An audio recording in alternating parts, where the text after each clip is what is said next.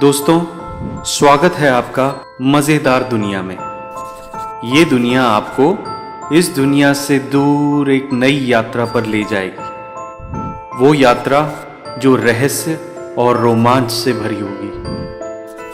तो आइए दोस्तों, टिकट लीजिए, यानी सब्सक्राइब कीजिए और तैयार हो जाइए मैजिक, मस्ती, मिस्ट्री से भरी रोलर कोस्टर रहस्यमयी राइड के लिए।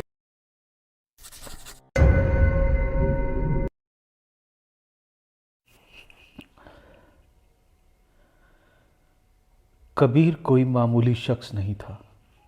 वो एक अजीबोगरीब ही सही पर एक शानदार हुनर का मालिक था।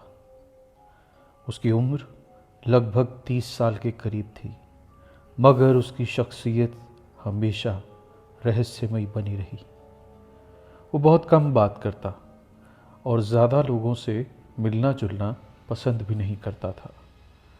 बाकी दुनिया के पेशों और शौक़ से अलग उसका जुनून था टैक्सीडर्मी। वो पालतू या जंगली जीव जंतुओं की मौत के बाद उनकी लाशों को लगभग एक जीते जागते पुतले में तब्दील करने में माहिर था। उसकी उंगलियों में ऐसा जादू था कि जब वह किसी मरे हुए पक्षी या जानवर की लाश को दोबारा संवारता, संजोता, तो वे इतने असली लगते जैसे अभी उड़ जाएंगे या दौड़ पड़ेंगे।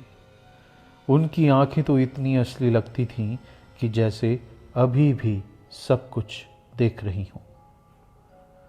उसका ये काम ही उसकी ज़िंदगी था। उसके चारों ओर एक अलग सी ही दुनिया थी, एक मुर्दा दुनिया, मगर मुर्दा होकर भी जिंदा, क्योंकि वो दसियों ऐसे मृत जीवों के पुतलों से घिरा रहता जिन्हें देखकर महसूस होता कि जैसे अभी जाग जाएंगे।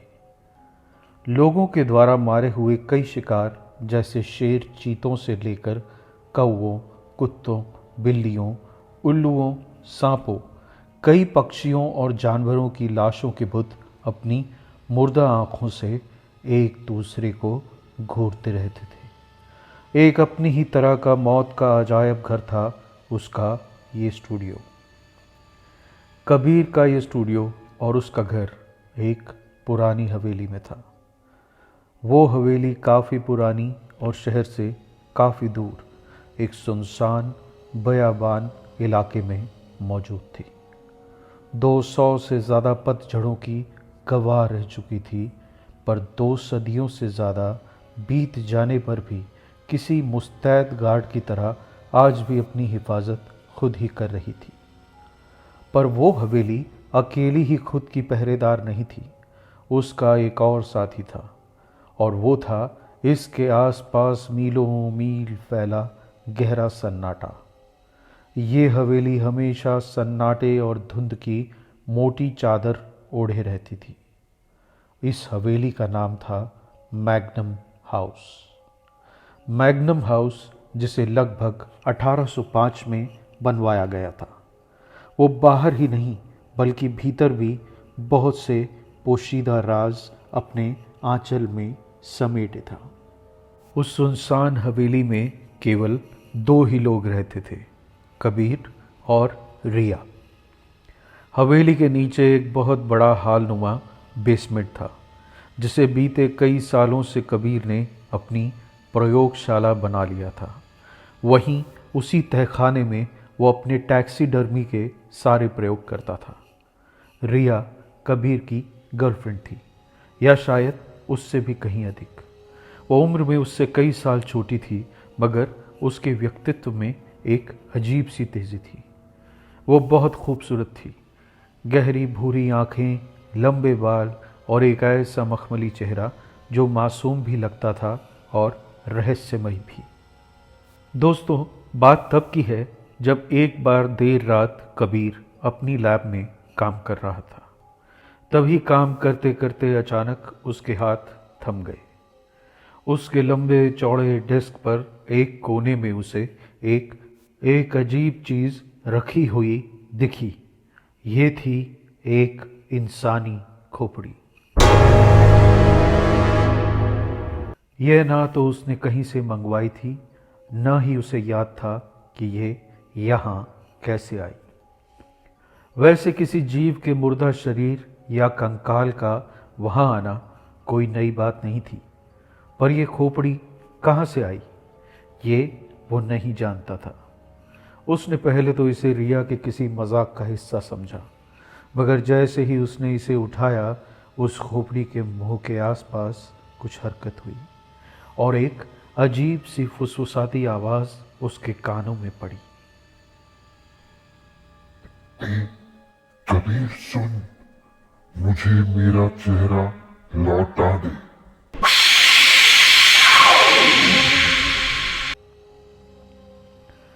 कबीर कांप गया, बुरी तरह चौंक गया था। उसने इधर उधर अपने आसपास देखा, मगर वहां और कोई नहीं था। उसने उस खोपड़ी को वापस एक कोने में रख दिया और इसे सिर्फ अपने दिमाग और थकावट का वहम समझकर अनदेखा करने की कोशिश की। मगर अगली रात जब वह वापस लैब में गया, वो अनजान खोपड़ी फिर से उसी जगह मौजूद थी जहां वह काम कर रहा था, और उसने फिर वही कहा, मुझे मेरा चेहरा लौटा दे कबीर। कबीर ने एक बार फिर से सर झटक कर इसे अपनी थकान का नतीजा ही समझा, मगर फिर धीरे धीरे हर गुजरती रात के साथ उसके साथ अजीबो गरीब वाक़े पेश आने लगे थे। मुझे मेरा चेहरा लौटा दे कबीर। वह खोपड़ी कभी धीमे से फुसफुसाकर तो कभी तेज आवाज में हर रात उसे पुकारने लगी। कभी कभी तो वह तंग आकर उसे हवेली के बाहर तैरती गहरी धुंध में उठाकर फेंक देता, लेकिन जाने कैसे वो फिर से वापस अपनी जगह आ जाती, नमूदार हो जाती। पहले ज्यादातर तो चेहरा लौटा देने की आवाजें हल्की हल्की सरगोशियां थीं, लेकिन इसके बाद धीरे धीरे उसकी ये मांग और तेज और तीखी होती चली गई। अब कबीर डरने लगा था, खौफजदा रहने लगा था। जहां पहले वो घंटों लैब में बिताता था, अब वो लैब में जाने से भी कतराने लगा था। एक मनहूस रात जब वो बड़ी हिम्मत कर कुछ घंटे लैब में बिताकर नहाने के बाद अपने बेडरूम में लौटा और आईने के सामने खड़ा हुआ, तो उसने देखा कि उसका चेहरा कुछ अजीब सा लग रहा था। काफी हद तक सूखा, लगभग बेजान सा। उसके चेहरे पर किसी तरह की कोई रौनक नहीं थी, और थी तो सिर्फ कुछ निशानों और जख्मों की भरमार। ऐसे नाखूनों के निशान कि जैसे उसके चेहरे से काफी खाल नोच ली गई हो। पहले कुछ रोज तो उसका चेहरा हल्का हल्का सूखने लगा, लेकिन कुछ हफ्तों के बाद उस पर अजीब सी झुर्रियां पड़ने लगी थी।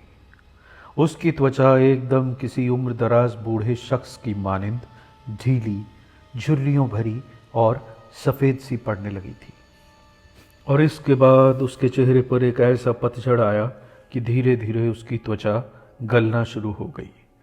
जैसे मुर्दों की बढ़त के साथ साथ कब्रिस्तान में कई नई कब्रें उभर आती हैं, वैसे ही उसके लगभग बेजान से चेहरे की सतह पर अजीब से कई नए निशान और जख्म उभर आए थे। उसने कई डॉक्टरों से इलाज करवाने की कोशिश की, कई वैद्य हकीमों से सलाह ली, पर उसके बाहरी या दिली हालात में कोई फायदा नहीं हो सका था। वो भी समझ नहीं पा रहा था कि यह किसी बीमारी का असर है या कुछ और। रिया भी उसके इन्हीं हालातों से काफ़ी परेशान और खौफजदा थी। हवेली के तहखाने में सजे संवरे मुर्दे और ऊपर उसके साथ जिंदगी बिता रहा एक जीता जागता इंसान जो किसी जीते जागते मुर्दे की तरह दिखने लगा था। न चाहकर भी कबीर अब तंग आकर रिया से दूर रहने की कोशिशें करने लगा था। कभी तो वो कई रातों को मैग्नम हाउस के बड़े बड़े कमरों के किसी कोने में दुबका रहता, तो कभी झाड़ झंखाड़ से भरी छत पर छुपा रहता और रिया अपने बेडरूम में बिस्तर पर औंधी पड़ी सुबकती सिसकती रहती। यहाँ तक कि उन दोनों ने ही खाना पीना भी लगभग छोड़ दिया था। नीचे तहखाने की लैब में कई जानवरों पक्षियों के मुर्दा बुत जैसे कबीर के इंतजार में अपनी कंचों सी चमकती आंखें फाड़े बेसब्री से उस लैब के दरवाजे के खुलने का इंतजार करते।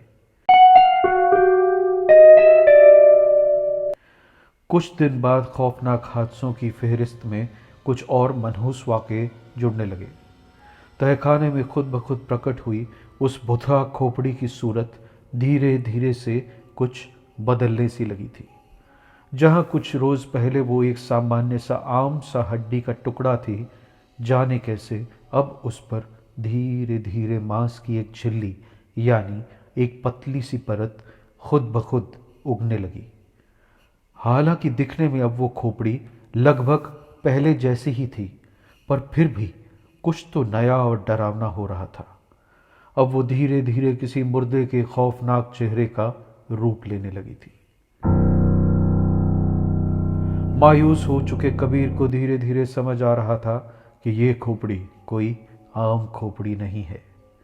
वो बदजात खूंखार खोपड़ी झिल्ली दर झिल्ली परत दर परत बदकिस्मत कबीर से उसका चेहरा, उसकी रौनक, उसकी जिंदगी छीन रही थी और किसी संगीन साजिश के तहत अपनी पुरानी पहचान, अपने पुराने चेहरे को किसी तरह वापस पहले जैसा बना देने की भद्दी कोशिश कर रही थी। इससे उसे क्या हासिल होना था ये कोई नहीं जानता था, पर अब कोई कर भी क्या सकता था। वो खतरनाक खोपड़ी और उसका अधपका चेहरा अब सिर्फ लैब तक कैद नहीं थे।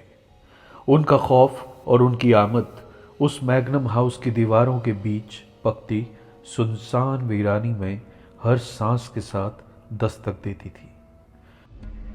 ऐसा लगता था जैसे सिर्फ कबीर के चेहरे की खाल ही नहीं, बल्कि उस हवेली की सांसें भी अपने बेरहम शिकंजे से कोई निचोड़ रहा था। बेचारा कबीर जब भी कभी अपनी पूरी हिम्मत जुटाकर आईने में अपना उजाड़ चेहरा देखता, वो खूंखार मनहूस खोपड़ी उसके पीछे ही कहीं हवा में तैर रही होती। एक बार तो पानी पीते पीते उसकी नज़र अपने गिलास में पड़ी तो वहाँ भी वो खोपड़ी किसी मरदूद की तरह उसके पीछे नुमायां हो गई। वो मायूस होकर कभी अपनी खिड़की से बाहर पसरी धुंध और सन्नाटे को देखता तो न ही उसे वो खोपड़ी अपनी खौफनाक हंसी हंसते हुए दिखाई देती, बल्कि उसे ऐसा लगता था जैसे बाहर की धुंध और पेड़ पौधों ने भी ऐसी कई और खोपड़ियों की सूरत सी इख्तियार कर ली थी। मुझे मेरा चेहरा लौटा दे कबीर। एक बार फिर वो खोपड़ी चीखी और कबीर ने झटक कर तेजी से धड़कते कांपते दिल से अपनी खिड़की से दूरी बना ली। कबीर की जिंदगी अब एक जिंदा नर्क बन चुकी थी। उसके लिए कोई आस, कोई आसरा नहीं था। उसका मन कहता था कि उसे अब रिया को यहाँ से ही नहीं बल्कि अपनी ज़िंदगी से भी कहीं दूर जाने को कह देना चाहिए। जब भी रिया उससे बात करना चाहती, वो उसे खुद से दूर जाने को कहता रहता। उन दोनों के बीच की दूरियां अब काफ़ी बढ़ चली थी। एक गहरी रात तेज़ तूफान और बिजली कड़कने के साथ मूसलाधार बारिश हो रही थी। आसमान रह रह कर ऐसे चमकता और कड़कता था जैसे कबीर की इस मजबूरी पर दिल को दहला देने वाले ठहाके लगा रहा हो।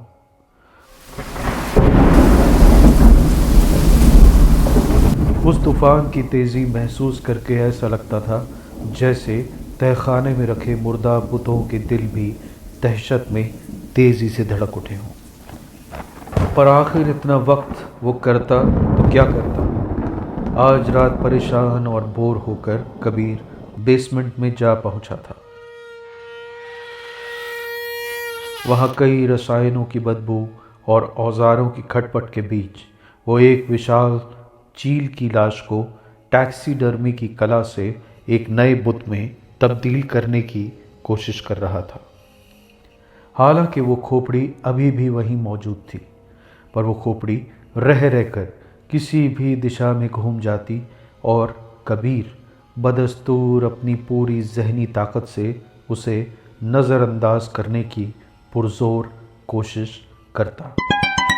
और वो आज भी ऐसा कर ही रहा था कि तभी वो खोपड़ी अचानक उसकी काम करने की मेज़ के कोने से छिटक कर उसके कदमों के पास लुढ़क आई थी।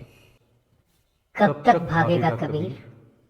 मैं तुझे चेतावनी दे रही हूँ, कुछ भी करके मुझे मेरा चेहरा वापस लौटा दे। और इसके साथ बाहर की तूफानी बिजली से कहीं तेज बिजली कबीर के वजूद में कौंधने लगी थी, चीखने चिल्लाने गरजने लगी थी। अब उस गरजती बरसती तूफानी रात में कबीर किसी पागल की तरह तहखाने से ऊपर जाती सीढ़ियां लांघता हुआ मैग्नम हाउस की हवेली से दूर हैरान परेशान भीगता और ठिठुरता गलती से उस वीरान हवेली से थोड़ी दूर की सड़क पर आ निकला। इतने भयानक तूफान के बीच किसी के लिए कुछ भी देख पाना नामुमकिन था। और एक बार फिर कहीं दूर जमीन के किसी वीरान छोर पर कड़कड़ाती बिजली जा गिरी, और कहीं किसी पहाड़ी से लुढ़के किसी भारी पत्थर की मानिंद तेजी से आते एक चुस्त रफ्तार ट्रक ने कबीर को कुचल दिया। ना चाहते हुए भी शायद बेचारे कबीर की परेशानियों का एक दर्दनाक अंत हो चुका था। कबीर की शख्सियत, उसका शरीर उस सड़क पर कुचले हुए टुकड़ों चीथड़ों में बिखर कर फैल गया था। धीरे धीरे वो रात वक्त के चेहरे पर अपनी कालिख पोत चुकी थी। अगली सुबह वो बवंडर, वो खूनी तूफान कुछ थमा तो मैग्नम हाउस के पास की सड़क पर काफ़ी भीड़ जमा हो चुकी थी। किसी की मौत से बड़ा तमाशा आज की दुनिया में आखिर हो ही क्या सकता है। पर फिर भी इस संसार के किसी जर्रे में थोड़ी इंसानियत मौजूद है, इसलिए ही किसी वाहन चालक ने वहां से गुजरते हुए पुलिस को इस बेरहम हादसे की इत्तला कर दी थी। जब लोगों ने उसकी कुचली उधड़ी लाश के टुकड़े उस सड़क के आसपास बिखरे देखे तो उन्होंने देखा कि उसका पूरा का पूरा सिर अब सिर्फ एक खोपड़ी रह गया था। उस पर मांस के कतरे का भी नामो निशान नहीं था। लोग सोचते थे कि ये कोई जिंदा इंसान था या कि कोई किसी की लाश कब्र से उधेड़कर यहाँ फेंक गया है। और ठीक उस दुर्घटना के बाद पिछली तूफानी रात के किसी स्याह लम्हे में अपना खतरनाक खेल खेलकर मैग्नम हाउस के तहखाने की लैब में वापस लौट चुकी थी। उस खोपड़ी पर परत दर परत उग आई खाल की वजह से उसका चेहरा धीरे धीरे अपना पूरा रूप ले रहा था। इधर परेशान रिया चीखती चिल्लाती रात भर कबीर को ढूंढती रही और सुबह तूफान थमने पर जब वो बाहर आकर सड़क तक पहुंची तो चीख उठी। उसका प्यार ही नहीं बल्कि उसका भविष्य भी पिछली रात के भूखे पेट में कहीं खो चुका था। ये झटका उसकी हिम्मत, उसकी बर्दाश्त के बिल्कुल बाहर था। रिया का दिमाग एक धुंध भरे गहरे सदमे में खो चुका था। पर वो ये नहीं जानती थी कि अब पिछली रात के गरजते तूफान का रुख उसकी ओर मुड़ चला था और कबीर की तरह ही उसके साथ भी वही अजीब घटनाएं पेश आने लगी। अब वो खोपड़ी नुमा चेहरा 24 घंटों के हर घंटे हर पल उसे घूरता रहता था। वो उस हवेली के किसी भी कोने में जा छुपे, पर उस बिना धड़ के चेहरे की आंखें हर जगह उसका पीछा करती थी। ये खौफनाक सिलसिला पहले उसके सपनों में, फिर आईने में, और फिर उसके जागते हुए भी उसके साथ गुजरने लगा था। तू मेरा आखिरी शिकार नहीं रिया, बल्कि मेरा अगला शिकार है। और इसके कुछ हफ्तों के बाद ही बड़ी बुरी हालत में बेचारी रिया की भी लाश मिली। ठीक बिल्कुल उसी हालत में जैसे कि कुछ रात पहले कबीर की मिली थी। उसका चेहरा भी छीला निचोड़ा जा चुका था और उस खोपड़ी का चेहरा रौनक से और ज्यादा भर गया था, पर एक भयानक चीर देने वाली चमक थी। वो चेहरा भरा तो था, पर था किसी शैतान का ही, जैसे कि कोई प्रेत जिंदा हो गया हो। मगर उस शैतानी चेहरे का ये सिलसिला यहाँ ही खत्म नहीं हुआ। अब वो प्रेत खोपड़ी और नए चेहरों की तलाश में थी, नए शिकारों की, नए बदकिस्मतों की। कौन जाने उसका अगला शिकार कौन हो। कबीर ने जिंदगी भर मुर्दा लाशों को सजाने संजोने का काम किया था, मगर वो खुद अपना चेहरा और अपनी जिंदगी को सहेज ना सका। जाने उसकी कौन सी गलती उसका लाशों से खिलवाड़ करने का ये जुनून कब उसके पीछे वापस आया और उसे पूरा का पूरा खत्म कर गया। जानते हो, आज भी वो प्रेत खोपड़ी, वो शैतानी चेहरा मैग्नम हाउस के आसपास ही घूम रहा है, हवा में तैर रहा है, किसी नए चेहरे की तलाश में। कौन जाने कि कब किसी दिन वो फिर किसी के आईने में पीछे हवा में तैरता दिखने लग जाए और धीरे से कानों के पास आकर कहे, मुझे मेरा चेहरा लौटा दे। ये कहानी अब केवल एक डरावनी दास्तान या किस्सा नहीं, बल्कि एक गहरे दर्दनाक राज, एक हौलनाक रहस्य की ओर बढ़ चुकी थी। रिया की मौत के बाद मैग्नम हाउस के आसपास उस शहर में अजीबोगरीब घटनाएं होने लगी।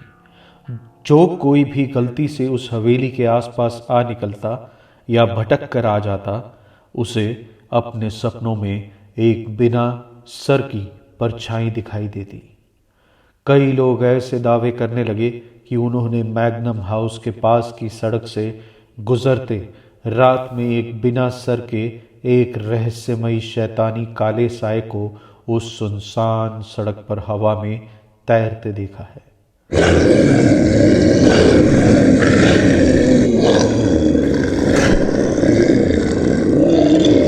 एक सरकटा धड़, एक आधी परछाई जो नए गुमनाम चेहरों की तलाश में भटक रही है।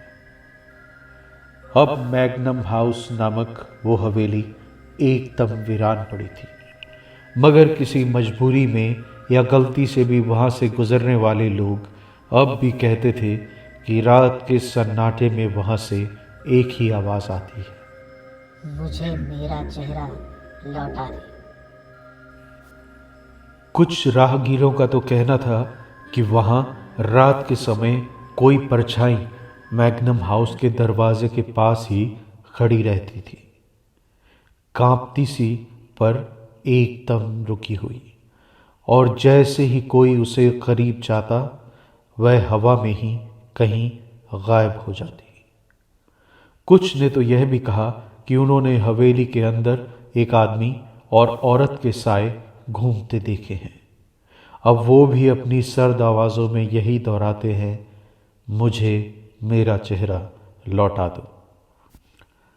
लेकिन असली खौफ तब से शुरू हुआ है जब से वहां से गुजरने वाले राहगीर भी गायब होने लगे हैं। उस खोपड़ी का राज आज भी मैग्नम हाउस के भीतर ही कहीं दफन है, और जिंदा है तो बस वो खून जमा देने वाली सरगोशियां। मुझे मेरा चेहरा लौटा दे।